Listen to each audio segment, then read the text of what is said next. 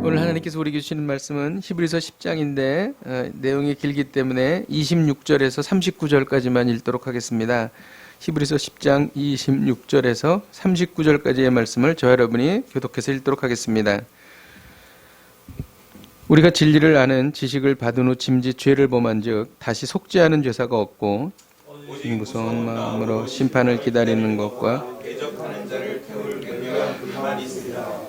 모세의 법을 폐한 자도 두세 증인으로 말미암아 불쌍히 여김을 받지 못하고 죽었거늘 하물며 아들을 짓밟고 자기를 거룩하게 한 언약의 피를 부정한 것으로 여기고 은혜의 성령을 욕되게 하는 자가 당연히 받을 형벌을 얼마나 더 무겁겠느냐 너희는 생각하라. 원수 갚는 것이 내게 있으니 내가 갚으리라 하시고 또다시 주께서 그의 백성을 심판하리라 말씀하신 것을 우리가 아노니 살아계신 하나님의 손에 빠져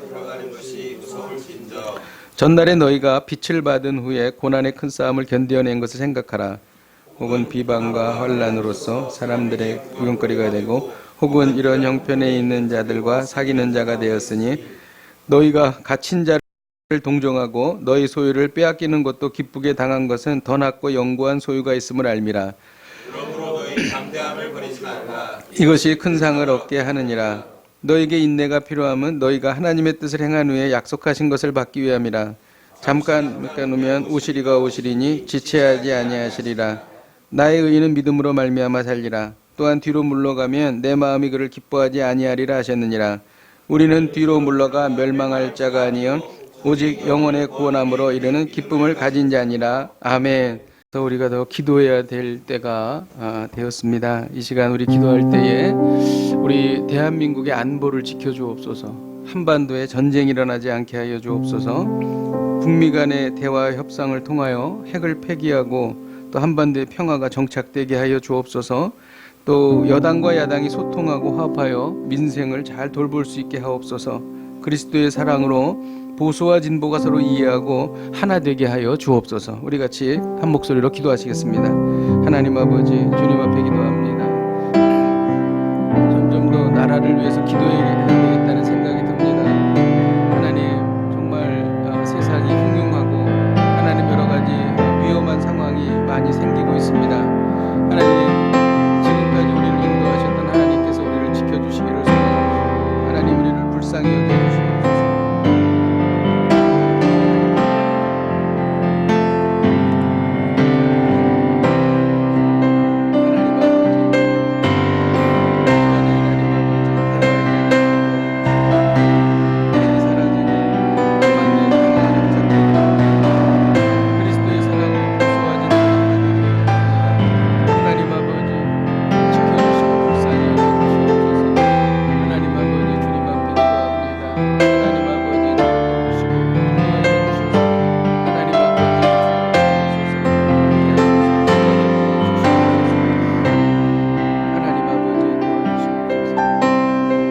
하나님, 한반도에 하나님의 백성들이 많습니다. 하나님, 이 한반도의 안전과 그리고 주님께서 평화를 허락하여 주시기를 소망합니다. 하나님, 대한민국에 많은 문제가 있지만 정말 믿음으로 주님을 바라보고 우리가 서로 하나 되어서 이 어려움을 잘 극복해 나갈 수 있도록 큰 은총을 베풀어 주옵소서. 예수님의 이름으로 기도하였습니다. 아멘.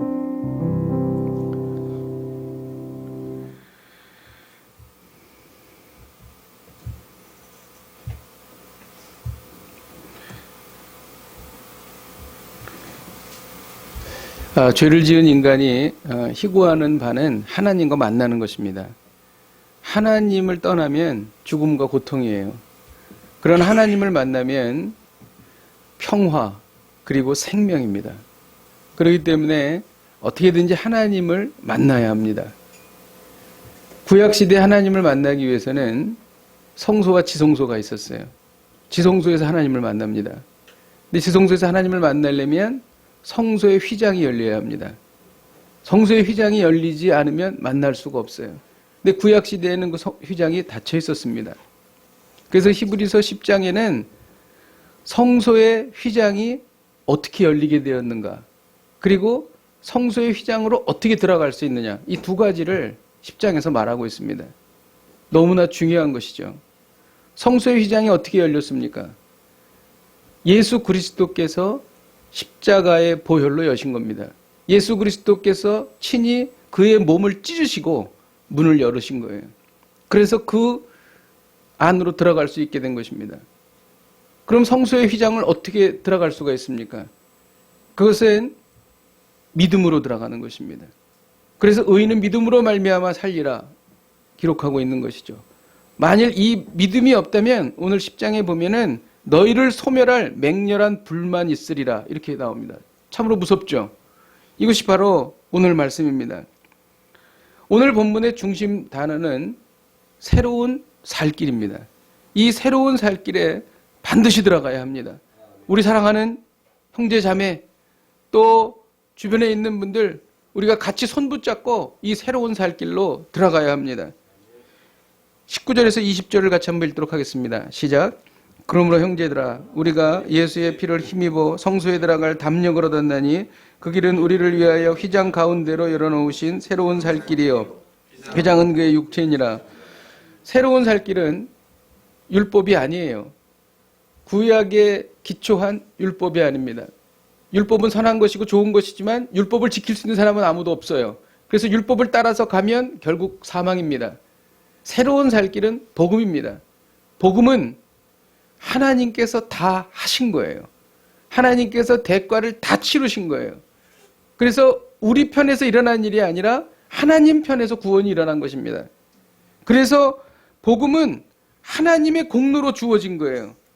새로운 살 길은 예수 그리스도께서 자기의 생명을 들여서 단번에 모든 문제를 해결해 주신 거예요.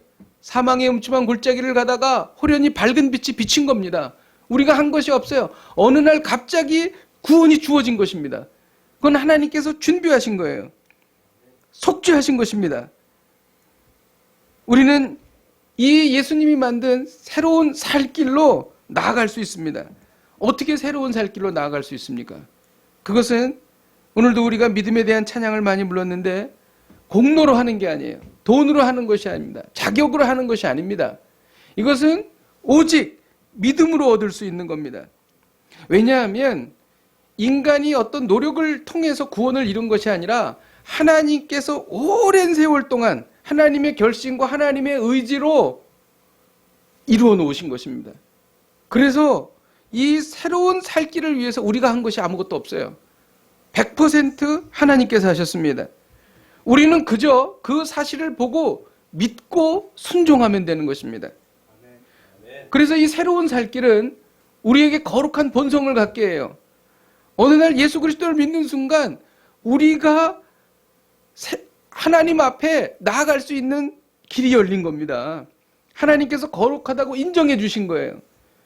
그 거룩함이란 하나님의 용도와 이를 위해 따로 구별되어진 깨끗한 삶을 말하는 것입니다. 물론 우리에게 아직 죄가 있습니다. 근데 하나님께서 깨끗하다고 인정해 주신 것입니다. 그리고 하나님께서 설정하신 목표를 향하여 한 걸음 한 걸음 나아가는 것입니다. 그런데 많은 성도들이 이것을 믿지 못합니다. 베드로가 이를 믿지 못했어요. 그래서 예수님께서 발을 닦아주실 때에 머리도 닦아주고 몸도 닦아주십시오 이렇게 얘기를 했습니다. 이걸 믿지 못한 거예요. 이미 깨끗한 거룩한 본성을 갖게 된 것을 믿지 못한 것입니다. 그래서 주님이 이렇게 말씀하셨어요. 이미 목욕한 자는 발밖에 씻을 필요가 없느니라. 또 내가 너희에게 일러준 말로 너희는 이미 깨끗하였다 이렇게 말씀하셨습니다. 이미 우리는 깨끗해진 것입니다. 왜 깨끗해졌는가? 하나님이 그렇게 깨끗해졌다고 인정해 주셨기 때문입니다. 무슨 대가로 그렇게 하셨는가? 그것은 예수 그리스도께서 하신 것이에요. 여러분, 거룩함의 선포는요, 행위에서 나오는 것이 아닙니다. 신분에서 나오는 거예요. 어떤 왕자가 있어요. 왕이 볼 때 참 부족합니다. 그리고 왕자 스스로도 자기가 왕자로서의 자격이 없다고 생각해요. 늘 잘못된 일만 저지르고 제대로 아는 것도 없고 너무나 부족합니다. 그렇다 그래서 그 왕자가 아니라고 말할 수 없어요. 왕자입니다. 왜 그러냐면 그 왕자의 실력을 가지고 왕자라고 하는 것이 아니라 왕의 아들이기 때문에 왕자가 되는 거예요. 신분 자체가 그를 왕자로 만드는 것입니다. 우리는 이미 하나님의 자녀의 신분을 획득한 것입니다. 그렇기 때문에 우리의 잘잘못에 의해서 우리의 신분이 바뀌지 않습니다. 하나님께서 주신 그 신분에 의해서 우리는 살아가는 것입니다. 38절을 같이 한번 읽도록 하겠습니다. 38절 시작. 의인은 믿음으로 말미암아 살리라. 또한 뒤로 물러가면 내 마음이 그를 기뻐하지 아니하리라 하였느니라. 오늘의 메시지가 무엇입니까? 새로운 살 길을 원한다면 오직 믿음으로 나아가라는 것입니다. 믿음은 참으로 신비한 것입니다. 여러분, 우리가 믿음을 가지면 모든 것을 얻습니다. 그러나 믿음을 갖지 못하면 아무것도 얻지 못합니다. 여러분, 이것이 바로 신앙의 신비예요.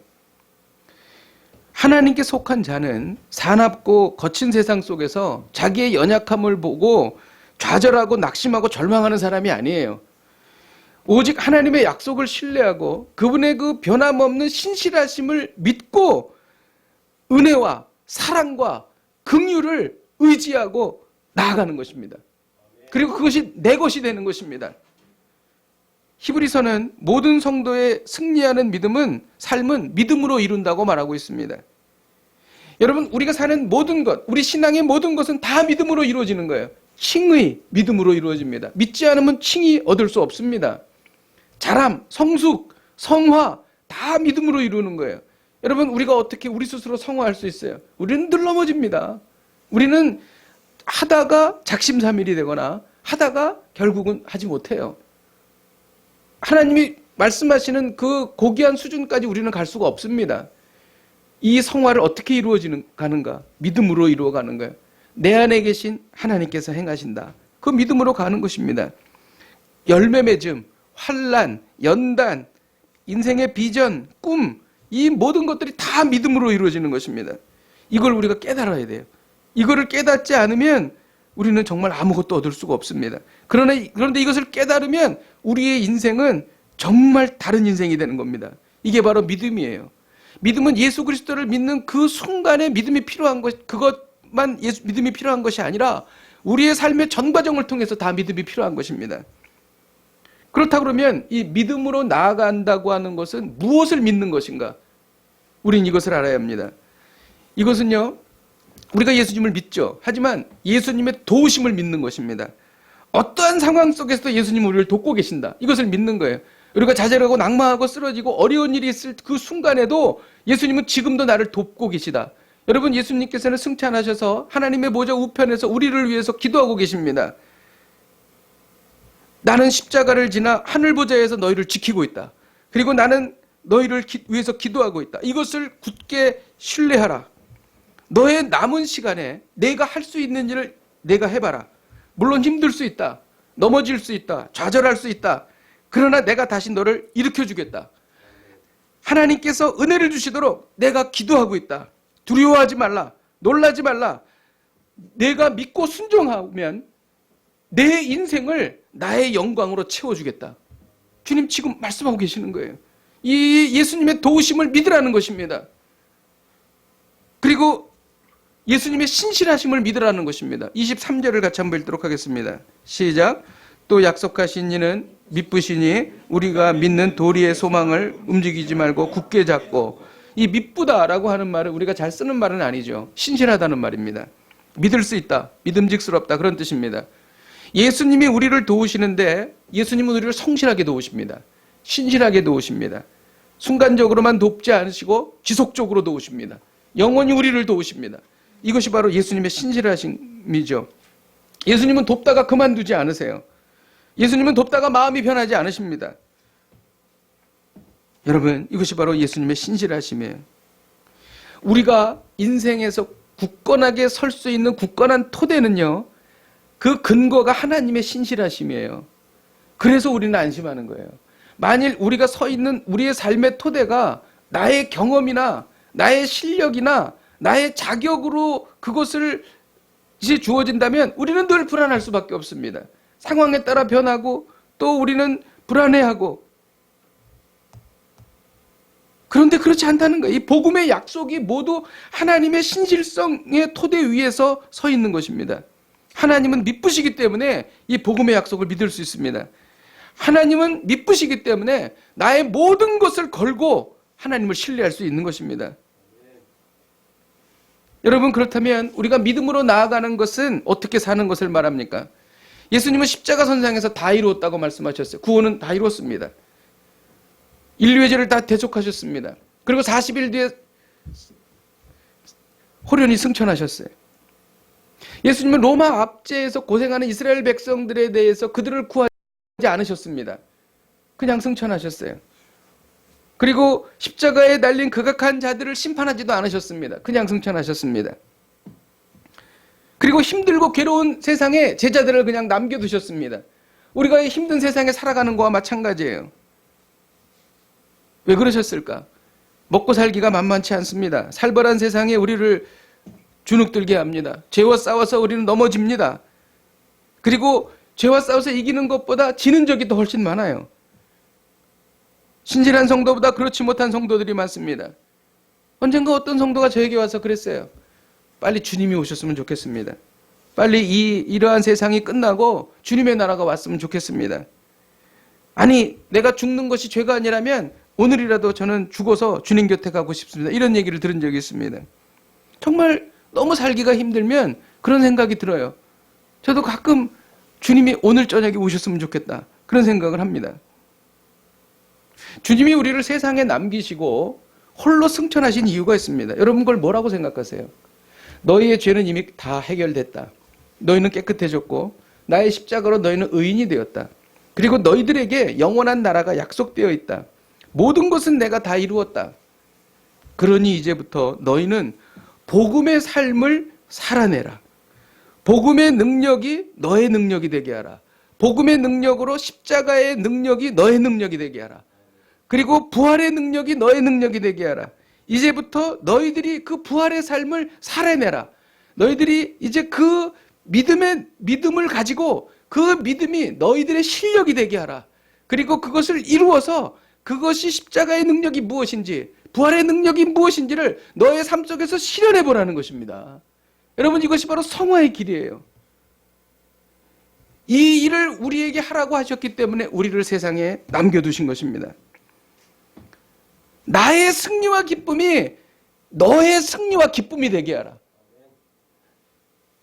여러분, 이것이 바로 바울이 말한 두렵고 떨림으로 너희 구원을 이루라는 것입니다. 만일 이것을 놓치면 우리의 신앙은 그냥 예수 천당 불신 지옥만 있을 거예요. 그건 아주 옛날 일입니다. 그거를 뛰어넘어서 우리의 삶 속에 늘 십자가와 부활의 능력이 늘 나타나야 된다는 것입니다. 그것을 경험하게 하기 위해서 예수님을 우리가 정말 살면서 경험하게 하기 위해서, 그리고 예수님을 닮아가기 위해서 우리를 이 땅에 남겨놓으신 것입니다. 사회생활하면서 종종 믿는 사람들을 만납니다. 직장생활 한참 하다 보면 한 2, 3년 지났는데 교회 다니셨어요? 이렇게 서로 얘기하는 거죠. 그 이유는 뭔지 아세요? 서로 교회 다닌 줄을 모르고 서로 하나님의 백성인 줄을 모르고 살았다는 거죠. 그 이유는 뭔지 아세요? 그 사람도 세상과 구별되지 않고 나도 세상과 구별되지 않았기 때문이라는 것입니다. 믿는 사람들의 표정이 밝지 않습니다. 세상 사람들과의 표정과 다르지가 않아요. 믿는 사람들에게 기쁨이 넘치지 않습니다. 믿는 사람들에게 그 근심과 걱정이 눌려 있어요. 살고 있습니다. 복음의 능력이 삶에서 나타나지 않는 것이죠. 당연히 세상을 살다 보면 힘든 일이 생기죠. 몸이 아플 수 있습니다. 사업에 어려움이 있을 수 있습니다. 또 자녀가 어려움을 당할 수도 있어요. 그런데 왜 우리가 인상 쓰고 세상 사는가? 그것은 그 모든 문제를 내 힘으로 풀려고 합니다. 그러니까 힘든 거예요.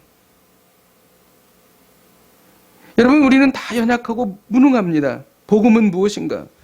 복음은 이 모든 문제를 예수 그리스도의 능력으로 풀어나가는 것입니다. 그렇다고 우리가 아무것도 안 한다는 게 아니에요. 예수 그리스도의 능력이 너무 크고 그것이 주된 것이기 때문에 그렇게 표현하는 것이죠. 여러분, 나는 연약하고 부족하지만 내 안에 계신 예수님께서 반드시 승리하신다. 내가 도저히 풀 수 없는 이 문제, 나의 미래에 관련된 문제, 이거 주님이 해결하신다. 나는 해결할 수 없어. 근데 주님은 해결하실 수 있다. 이것을 믿는 것입니다. 왜? 예수님은 이 세상에서 승리하셨기 때문에 너희가 세상에서 환난을 당하나 담대하라. 내가 세상을 이기었노라. 예수님의 승리가 내 승리가 되는 게 복음이에요. 여러분, 그러므로 복음으로 살면 어려울 수는 있지만 기쁨과 승리를 경험하는 것이죠. 이 과정을 계속 반복하는 거예요. 보세요. 어려움이 생겼어요. 너무 힘들어요. 내가 감당할 수가 없습니다. 최선을 다했지만 안 됩니다. 하지만 마음속 깊은 곳에서 믿음이 싹 터오르는 것입니다. 주님은 나를 지금까지 인도해 주셨어. 그리고 주님은 나를 앞으로도 인도해 주실 거야. 지금까지 인도하신 하나님께서 앞으로도 나를 인도하실 거야. 성경에 이렇게 말하고 있지 않은가? 그러면서 그 믿음을 갖는 것입니다. 그리고 기도하는 것이죠. 주여, 내 힘으로 이것을 해결할 수 없습니다. 그러나 내 안에 계신 주님께서 이것을 해결해 주실 줄로 믿습니다. 그리고 나아가는 것입니다. 이게 믿음이에요. 이것이 복음입니다. 이런 과정을 끊임없이 반복하는 것입니다.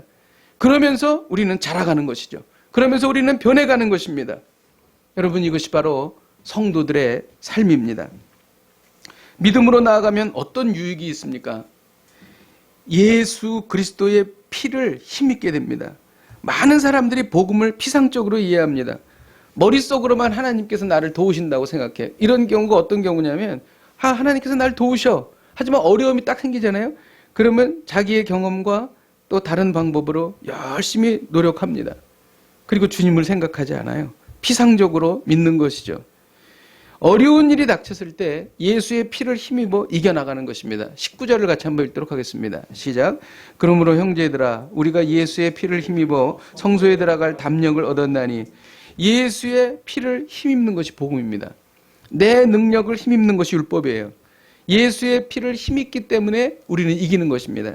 예수 그리스도의 피는 우리를 거룩하게 하고 예수 그리스도의 피는 우리를 정결케 합니다. 우리가 거룩하고 정결케 되면 하나님의 권능이 우리의 삶 가운데 임하는 것입니다. 여러분, 우리가 거룩하지 못하면 하나님의 권능이 임할 수가 없어요.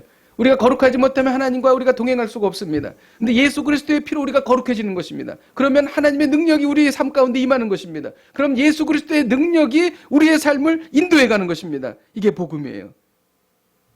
우리가 하는 것이 아니라 주님이 하시는 것입니다. 종교개혁자 루터는 이걸 이렇게 말했어요. 이 본문에 대해서 이렇게 말했습니다. 그리스도는 가장 먼저 건너가셨다.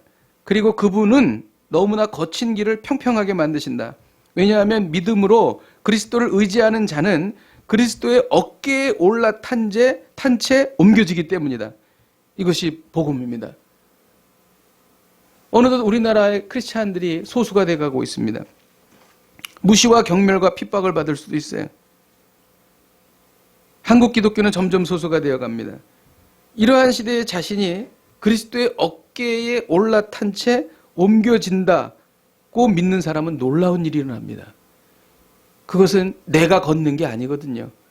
우리는 예수님의 어깨에 올라타 있는 겁니다. 예수님이 걸어가는 것입니다. 여러분, 무엇이 두렵습니까? 복음은요, 관념이 아니라 실제입니다, 여러분. 믿으면 살아계신 하나님의 권능이 삶 속에서 나타나는 것이 이게 복음이에요. 믿으면 하나님의 교제가 계속 확장됩니다. 믿음은 어떠한 위험이 닥쳐와도 내 삶에 하나님의 집이 만들어지는 것입니다. 그러므로 복음은 생명의 길입니다. 이제 우리가 이 믿음으로 나아가는 전략을 짜야 됩니다. 구체적인 실천 방향이 무엇인가? 그것은 구하는 것입니다. 구하는 것. 법을 공부하는 분들은 법학 서적에 이런 글이 있다고 그래요. 법은 권리 위에 잠자고 있는 자의 권리를 결코 보호해 주지 않는다. 법이 아무리 훌륭해도 그 법을 스스로 찾으려고 하는 노력을 하지 않는다면 법도 그 사람을 도와주지 않는다. 권리를 보장해 주지 않는다. 그런 얘기입니다. 신앙도 마찬가지예요. 하나님께서 우리에게 놀라운 특권과 권세를 이미 주셨습니다. 그것은 바로 하나님께 구하는 것입니다. 우리가 하나님의 보좌 앞에 나가서 담대히 구할 수 있는 모든 길을 열어주셨어요. 우리에게는 옛 언약의 제사장이 필요하지 않습니다. 우리는 바로 하나님 앞에 나아갈 수가 있고 하나님 앞에 나아가면 가장 좋은 것을 우리에게 허락해 주십니다.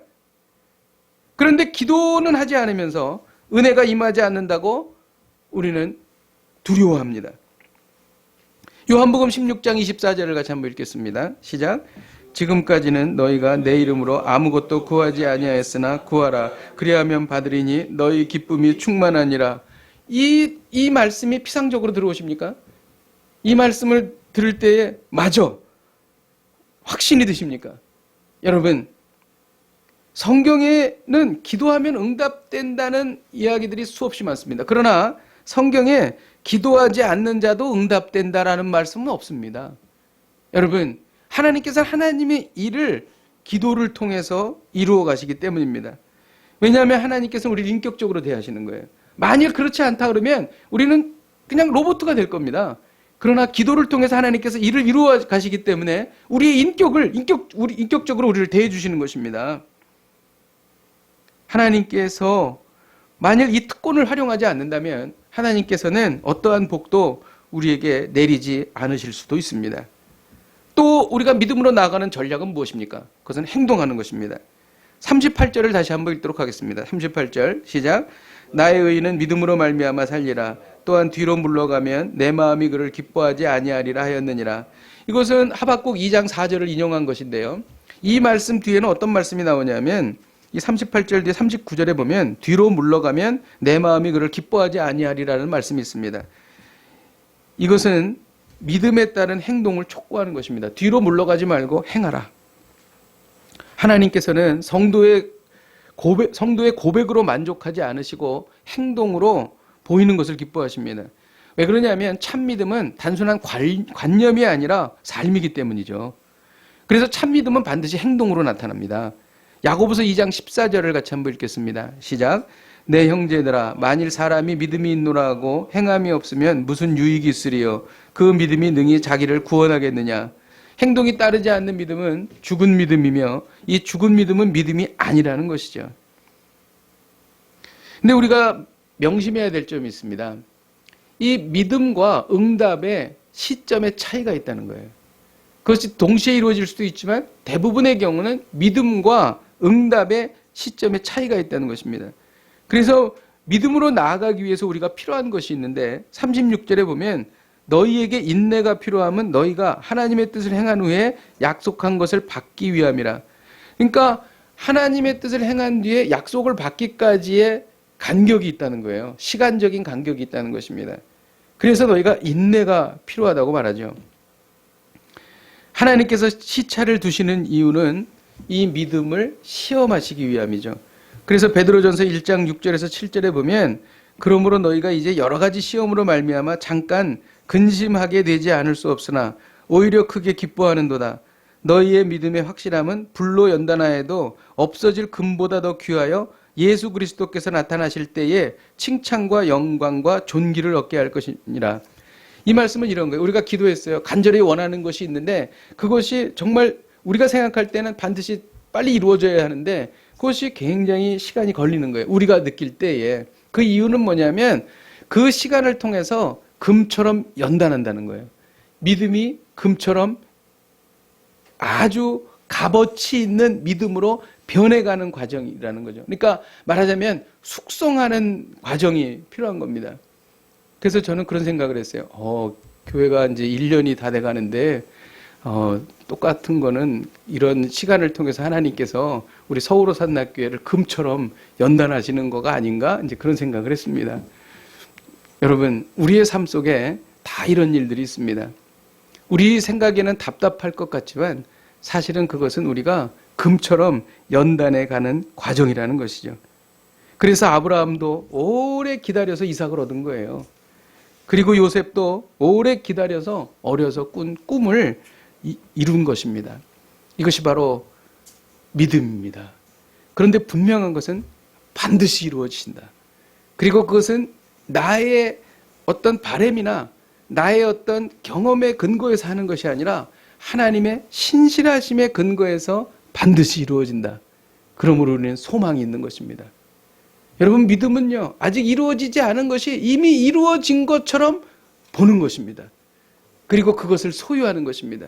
그리고 더 나아가서 그것이 이루어지지 않았지만 이루어질 것이 너무나 확실하기 때문에 그 기쁨을 이루어지지 않은 상태에서 기쁨을 누리는 거예요. 이게 믿음인 것입니다. 여러분, 이 믿음을 한번 소유하지 않으시겠습니까? 말씀을 준비하면서 깨달은 것이 있습니다. 32절에 보면 전날에 너희가 빚을 받은 후에 고난의 큰 싸움을 견디어낸 것을 생각하라 이렇게 기록합니다. 지금 히브리서를 읽는 독자들은요, 그가 유대교를 믿다가 기독교로 예수 그리스도를 믿은 사람이죠. 근데 다시 환난과 핍박이 오고 본토에 있는 유대인들이 유혹할 때에 그쪽으로 다시 유대교로 넘어가려는 유혹을 받고 있는 사람들이었습니다. 그런데 그들이 처음 믿음을 가졌을 때에 어려움을 많이 당했다는 거죠. 재산도 몰수당하면서도 믿음을 지켰고 핍박을 당하면서도 믿음을 지켰던 사람이라는 거예요. 그때는 조금도 굴하지 않고 잘 참고 견뎌왔는데 이제 와서 신앙을 버리고 떠날 사람들이 생기기 시작한다는 것입니다. 여기서 우리가 배우는 것은 뭐냐면 악한 영은 끊임없이 공격한다는 것입니다. 서울호 산낙교회를 하면서 정말 악한 영이 치열하게 공격을 했던 기억이 있습니다.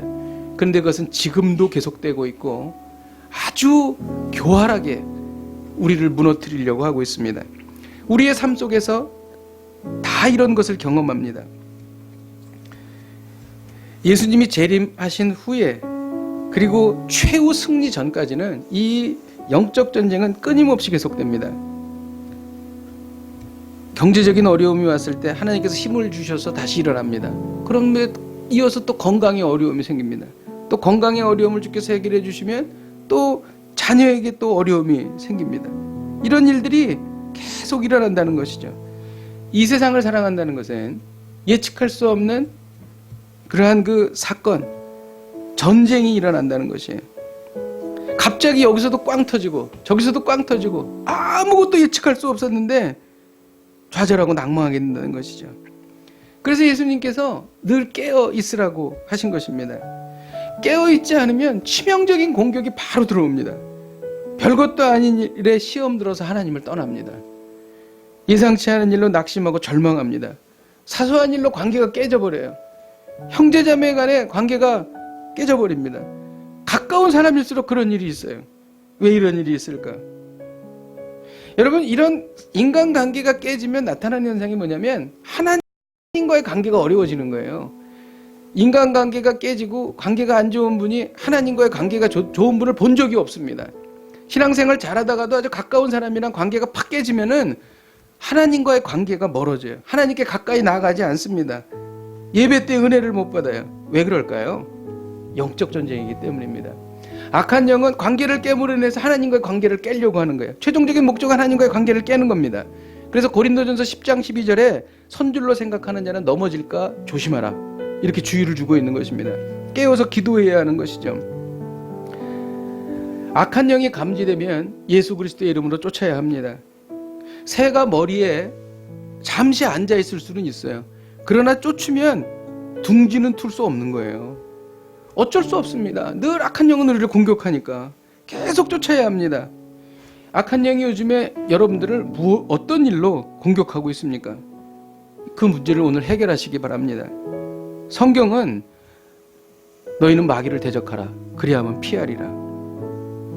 여러분, 이 일을 우리가 해야 될 줄로 믿습니다. 저는 이 말씀을 통해서 우리 서울호 산낙교회를 공격하는 악한 영을 쫓기를 바랍니다. 예수 그리스도의 이름으로 쫓기를 바랍니다. 그리고 여러분들의 삶 속에서 끊임없이 계속되고 또 악한 영의 공격 속에 노출되어 있고 또 공격에 의해서 지금도 깨어진 관계가 계속되고 있다면 그것을 예수 그리스도의 이름으로 끊기를 주님의 이름으로 축복드립니다. 바로 이 말씀이 전날에 너희가 빛을 받은 후에 고난의 큰 싸움을 견디어낸 것을 생각하라 라고 하는 말씀의 숨은 뜻인 것입니다. 오늘 하나님은 우리에게 말씀하십니다. 새로운 살 길로 나아가기를 원한다면 오직 믿음으로 나아가라. 새로운 살 길을 원한다면 오직 믿음으로 나아가라. 이를 위해서 여러분, 하나님께서 돕고 계시다는 것을 믿으십시오. 그리고 하나님께서 신실하시다는 것을 믿으십시오. 이것을 붙잡는 우리 모두에게 하나님의 놀라운 은택이 부어질 줄로 믿습니다. 우리 함께 찬양하고 기도하시겠습니다. 주는 완전합니다. 우리는 연약하지만 주께서 행하십니다. 주여, 우린 연약합니다. 우린 오늘을 힘겨워합니다.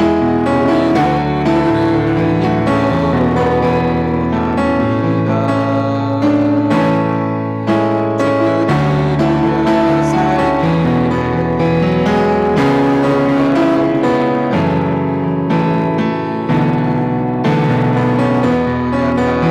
이루며 한없는 주님의 은혜,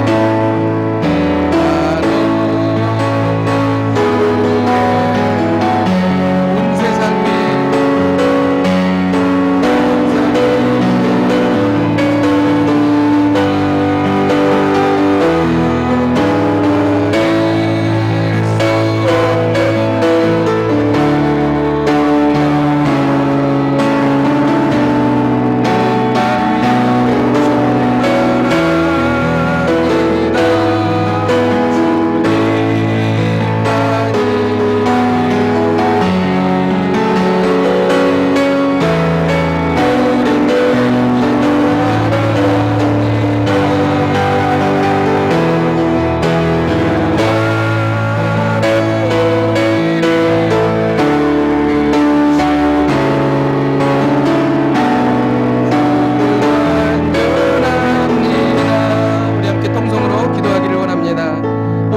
나아가기를 원합니다.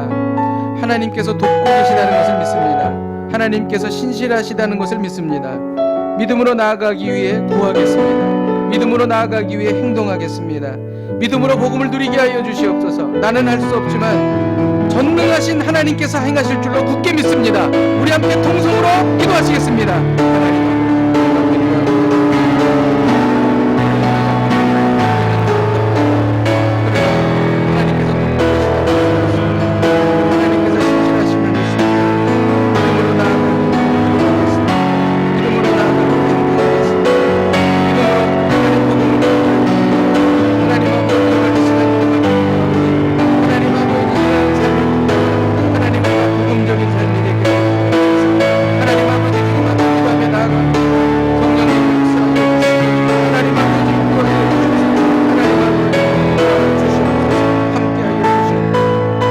기도할 때에 끊임없이 계속되는 악한 영의 공격을 대비하겠습니다. 과거에는 승리했어도 영적 전쟁은 지금도 계속되고 있습니다. 늘 깨어있음으로 대비하겠습니다. 늘 대적함으로 대비하겠습니다. 최근 당하는 영적 전쟁에서 승리하게 하여 주시옵소서. 내 안에 계신 성령님의 능력으로 승리하게 하여 주시옵소서. 우리 함께 통성으로 기도하시겠습니다. 하나님 아버지, 강렬하고 영적 전쟁과 하나님 아버지 싸워 이기기를 원합니다. 내가 나사렛 예수 이름으로 명합니다. 더러운 놈들아, 악한 놈들아, 나사렛 예수 이름으로 명합니다. 하나님, 우리는 연약하지만 하나님께서 이기시는 있습니다. 하나님 아버지, 우리의 교회를 힘들게 하고 방해하고 넘어뜨리려고 하는 더러운 악한 놈들이 떠나가기를 원합니다. 나사렛 예수 이름으로 명합니다. 더러운 놈들아, 악한 놈들아, 예수 이름으로 명함이 떠나갈지어다, 사라질지어다. 교회를 힘들게 하고 방해하며 성도들을 낙심시키며 절망하며 하나님으로부터 떠나가게 하는 더러운 악한 놈들아, 예수 이름으로 명함이 떠나갈지어다, 사라질지어다. 하나님 아버지, 치열한 영적 전쟁에서 승리하게 하여 주시옵소서. 하나님 아버지, 주여 도우시고 인도하여 주시옵소서. 하나님 아버지, 함께하여 주옵소서. 하나님, 우리는 말씀을 보면 복음으로 승리할 줄 믿습니다. 우리는 연약하지만 우리 안에 계신 성령님의 능력으로 우리는 반드시 승리하게 될 줄로 믿습니다. 그러나 우리는 연약하기 때문에 이 어려움과 고통이 계속되면 다시 넘어집니다. 그리고 의심하게 됩니다. 하나님, 우리의 믿음을 굳건하게 변화시켜 주옵소서. 예수 그리스도의 그 신실하심으로 우리는 반드시 승리하게 될 줄로 믿습니다. 하나님 아버지, 이 믿음으로 승리하게 하여 주시옵소서. 내가 할 수 없는 불가항력이 예수 그리스도의 능력으로 이루어지게 하여 주시옵소서. 내가 헤쳐나갈 수 없는 나의 인생의 길을 예수 그리스도의 능력으로 헤쳐나가게 하여 주시옵소서. 승리할 줄로 믿습니다. 왜냐하면 하나님은 전능하시기 때문입니다. 예수님의 이름으로 기도하였습니다. 아멘.